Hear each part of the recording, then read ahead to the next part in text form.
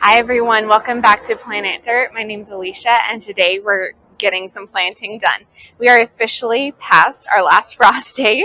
Super excited, which means I can get the rest of my tomatillos, my flowers, all sorts of things into this bed. The squash is not ready yet, but that's okay. We've got about another week and a half or so before I can put the squash in. So I'm just going to leave little spaces in the beds where I can put the squash plants, but everything else I can get into the beds. And this little bugger down here, we'll check out some of the damage that he did in one of these beds after I got the corn in. All right, so over here on this whole side, I planted in some corn, and that doggo over there came in and stomped all through these beds.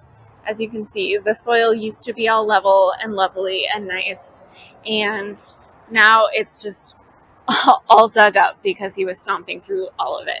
So I'm going to get in here and level this out. I didn't see any corn germinating yet, so hopefully it happened before the seeds started sprouting, and hopefully it'll be fine. I did see over here, super excited, I did see some of the flower seeds starting to come up in this bed. So I was worried, and there's another one right there.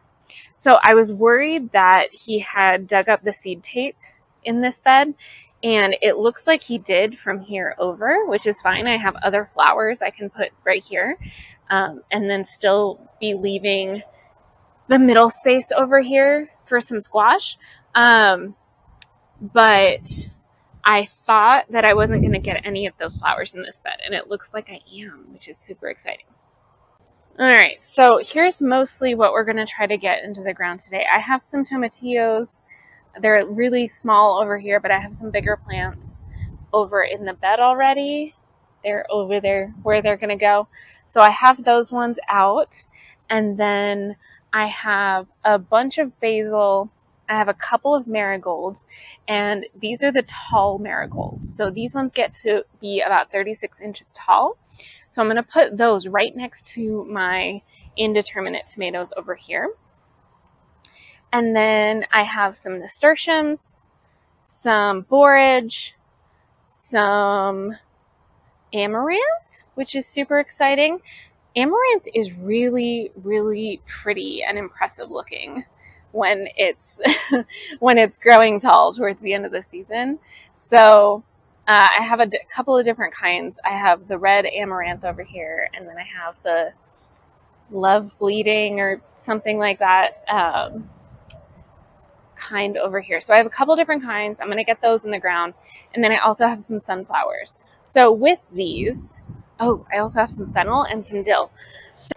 All right, so the flowers that I'm putting over here and all of the herbs, I have heard from a lot of different sources saying that dill is really great next to squash plants because it deters squash bugs. And so is fennel, and so is nasturtium. And one of them even said sunflowers. I'm curious about sunflowers. I haven't seen that before. But the marigolds, of course, are always a good companion with the tomatoes, as is basil. Those just go well with tomatoes. They help deter all the pests that come with those. So those I'm definitely going to plant next to the tomatoes. But the other things I'm going to interplant where I'm planning on putting all of my squash. So my summer squash is going to go in these right two beds over here. The summer squash are generally bush varieties, so I'm going to put them down the middle over here, and I'm going to probably put them a little bit closer to the front edge so that when they get big, they're not crowding out the tomatoes. But over here, my plan, I have the corn going on the side over here, but my plan is to have the smaller winter squash, like the baby boo pumpkins. I have some gourds, some smaller things along the back that can trellis up, and hopefully that'll work really well for them. And then my bigger pumpkins and just larger winter squash in general, I'm going to put in the middle or closer to the front so that I can let it trail out of the bed and it'll have some space to grow into the yard. All right, so we're going to start by re-leveling out all of these beds. I think I have figured out how he was getting back here. I don't think that he was jumping over the fence. I think he was squishing his way in through the side. So I have blocked off the side, hoping that that's how he was getting in, and hopefully it'll deter it. I haven't seen him out here since I put that up, but who knows? Maybe he'll get more creative as I get more creative. So he does learn pretty quick. So I'm going to get these beds leveled out, and then I'll start placing things kind of where I want them and go from there.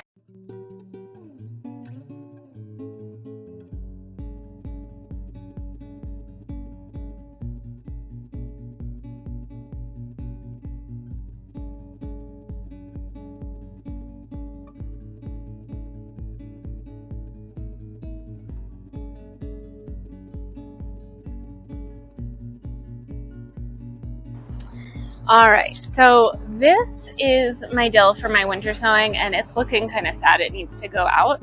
And so I'm going to get that one in the ground today. Chervil, also looking a little sad. My alyssum, this one goes with the tomatoes. I think it helps deter the tomato hornworms. So that one is also going to go in the ground today.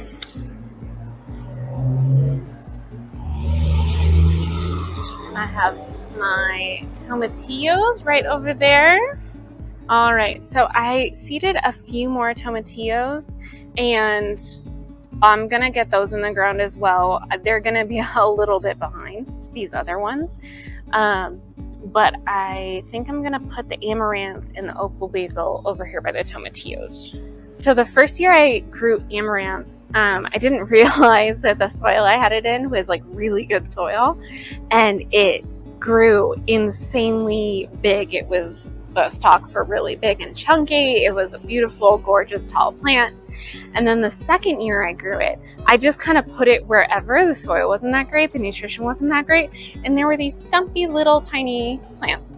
So this is good soil. I'm expecting them to get really big. That's why I'm going to put them over by the tomatillos, because tomatillos are crazy, giant, spindly, chaotic plants. And so the amaranth is going to be able to compete with it, basically. It's going to be able to hold its own if it's next to the tomatillos, hopefully. Fingers crossed. All right, I think we're going to start with some sunflowers. So sunflowers, you can start them in ground. If you start them in pots, they're just probably going to be a little shorter than whatever they were going to be, because they don't like their tap roots disturbed at all. And so if you disturb it even a little tiny bit, it's still going to grow, but it's probably just going to be stunted, which is fine, because some sunflowers get insanely big anyway. I'm going to put them along the edge of this bed.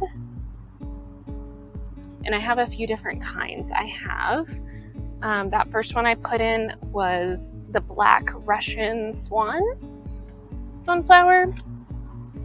And then this one is the velvet sunflower, which is a really pretty burgundy color. It's really gorgeous.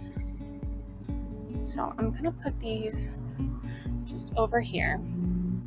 I have the same issue with sunflowers that I do with other things that I try to direct sow. And the birds just come in and eat the seed before it has a chance to germinate. So I usually start my sunflowers in pots, and then, which is totally fine.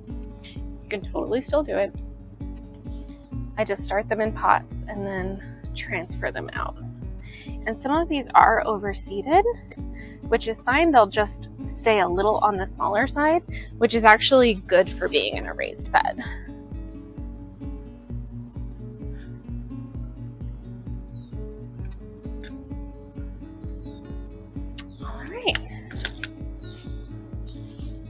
Alrighty, I have a few more sunflowers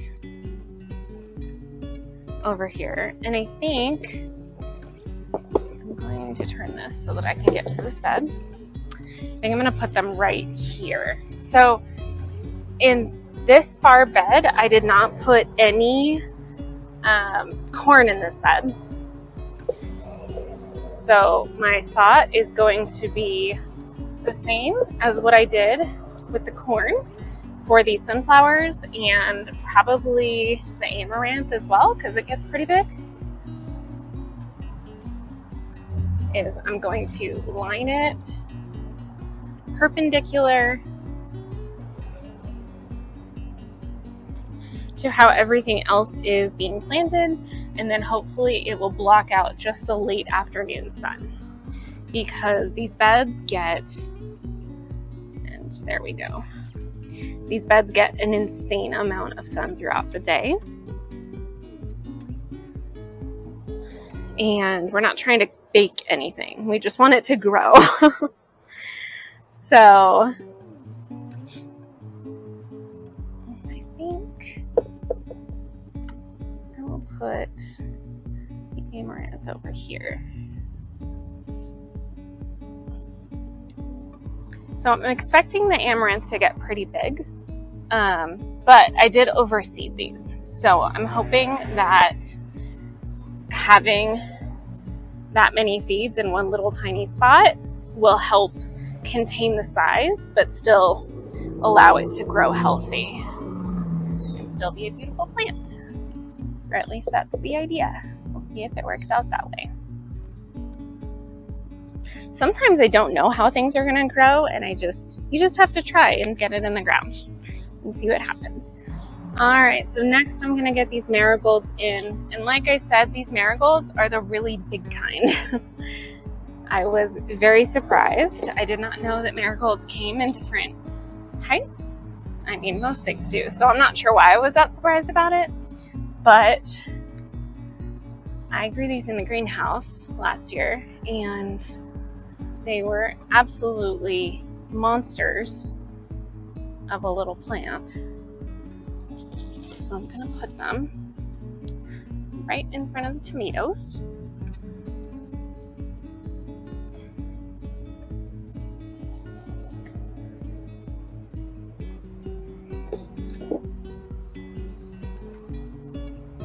And that is the last one I have of these. They didn't germinate very well. I seeded, I think, 6 of the small and 6 of the big, and I only got 4 out of each, so it's not great, not great. All right, next I have, so next I have a Mexican marigold, and it doesn't have the same properties per se as the French marigolds, but it is still yellow and it's pretty, and it has little tiny flowers on it, and I still think it's fun to grow.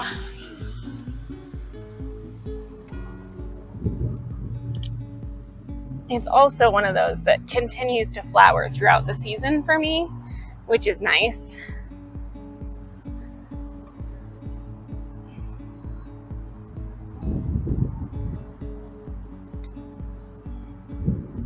Because there are a lot of flowers that once it gets warm, it just kind of stops flowering. And that's just a little sad. I like it when they keep flowering throughout the season. So I think I'm gonna try to tackle the nasturtium next, because it looks like it needs to get out. That and the alyssum. And the alyssum's gonna go in this bed as well. So alyssum is also a really great companion for tomatoes. And I think I had 2 types of alyssum in this container. It also self-seeds really, really quickly. So it's been in this container way too long, as you can see. So I'm going to just cut this down the middle. Hopefully that'll work. And then I will just scoop out some groups. So alyssum spreads out, but it doesn't get very tall. And so it's a good plant for tomatoes because the tomatoes cover it.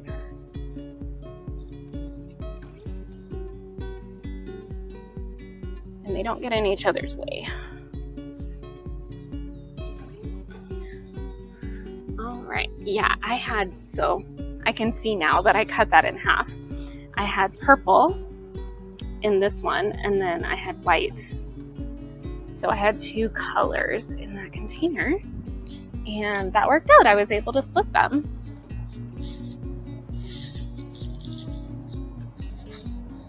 All right, let's do a little bit of basil while we are concentrating on the tomato companion planting. So basil is another lovely thing that goes with tomatoes, not just because they taste good together, but because basil loves hot temperatures, and it also helps mask the smell of the tomatoes so that tomato hornworms don't get all over your plants. So the very first year that I grew tomatoes, I had tomato hornworms gnawing all over my plants, and it made me very sad. And every year since, I have interplanted a bunch of basil,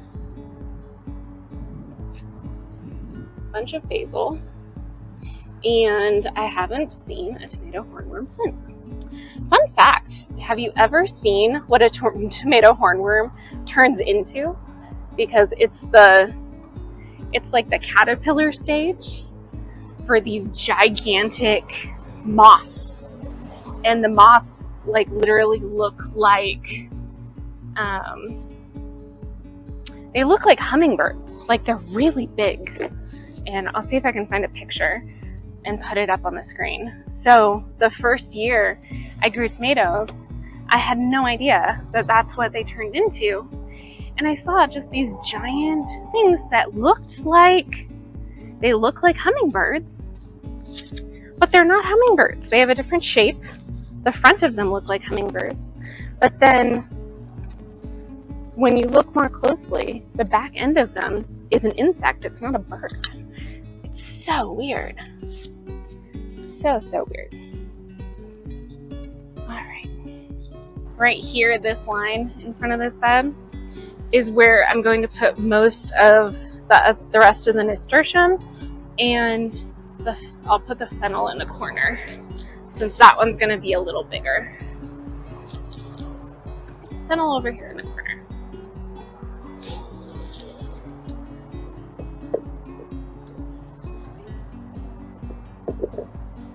And this is the side of the raised bed where the dog dug it up a little when he was stomping all over everything.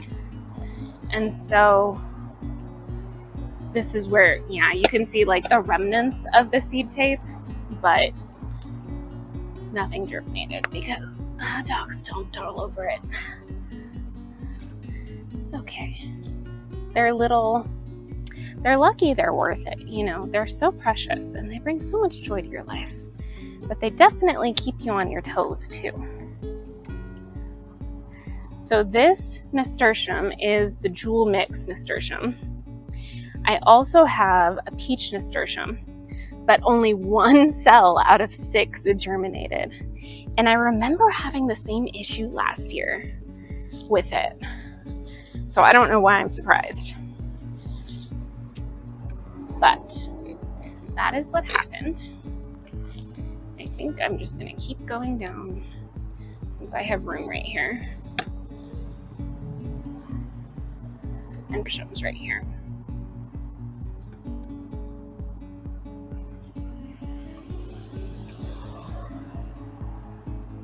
And then I have maybe another 8 inches or so, and then that's where the seed tape started germinating. So I have a little extra room right here where I'm sure I'll find something to put. And then The rest of this is looking good. All right, so I have a bunch of basil in here, but I think I'm going to, I think I'm going to put some more basil over here. So I have some mammoth basil, and I think I'm going to put that over here.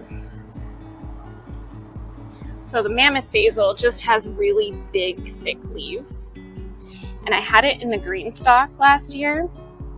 And while I did get some, I think having it in the green stalk definitely limited how much it was allowed to grow. So it just didn't have that much soil to work with. And so I think having it out in the in-ground bed this year will be awesome.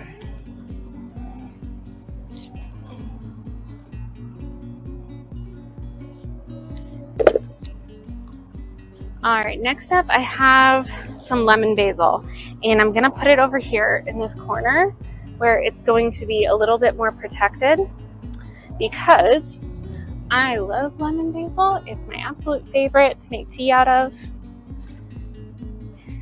and I don't want to take any chances. Don't want to experiment with this one. I also have it in another spot in the garden as well because I love it so much. This is not one of the basils that I mess around with because it is just so darn good.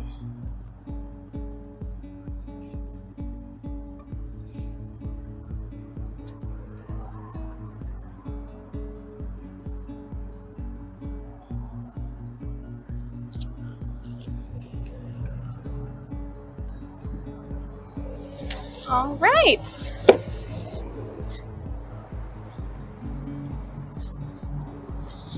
All right, so for the basils, I have two kinds left. I have licorice and cinnamon, and I think I'm gonna save those for the green stalk. So I think I'm done with this one. That means that what I have left to plant is the chervil, the dill. I have the opal basil, but I'm gonna put that over here. And then a few of the tomatillos.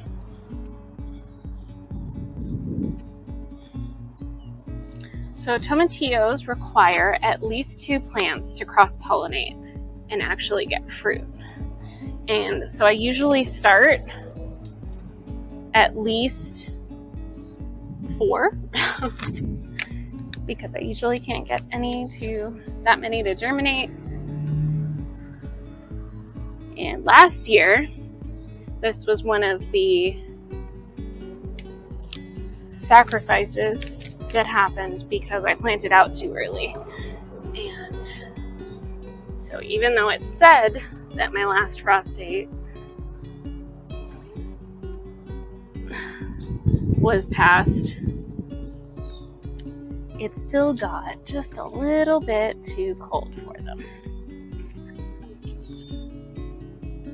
So I have a couple of bigger plants, and then I have a couple of ones that I seeded out a little later, and we will see what happens. We're just hedging our bets, getting an extra one in the ground, or an extra succession in the ground, and hopefully, who knows, hopefully the smaller ones will just catch up to the big ones and they'll all do well. But if they don't, I'm just trying to get a better chance of this happening. So I have some opal basil, and I'm putting this in front of the tomatillos. Basically, I just like to have basil by plants that grow really tall because basil likes warm temperature, but it also goes to seed really quickly if it's too hot. So if you put it by something that's tall, it will get that warm temperature, but then it will also get shade and it won't get overheated and go to seed on you really quickly. Or at least that is the hope. Alrighty, so here's what we got done today. We got the dill in. I split it into 2 different chunks so that it could be on both sides of the bed. And this one is in the shade already, and it's like, I don't know, 6 o'clock. And so I'm hoping maybe that one will last a little longer. Maybe it won't go to seed as fast. Who knows? So got my tomatillos, the chervil, got all my beautiful flowers interspersed. The flowers and the basil are interspersed with the tomatoes. And more over here. Got some sunflowers, got some marigolds, all the way over here. It's looking good, guys. All right, so I did save 2 trays of basil, and I'm gonna put those in the green stalks. So I have cinnamon and licorice basil that I'm gonna put in the green stalks. There are some lettuce starts in there that have gone to seed, and so they're ready to come out. I've gotten a few harvests off of them, but I know I just said it's just our last frost date, but it gets hot here really, really quickly. It goes straight from freezing to all of a sudden it's in the 90s. So some of that stuff has already started to go to seed. So I'm going to pull that out and I'm going to replace it with the basil since we're past any risk of frost, hopefully. Fingers crossed. All right. Thanks so much for coming along today. I'll see you next time. Bye.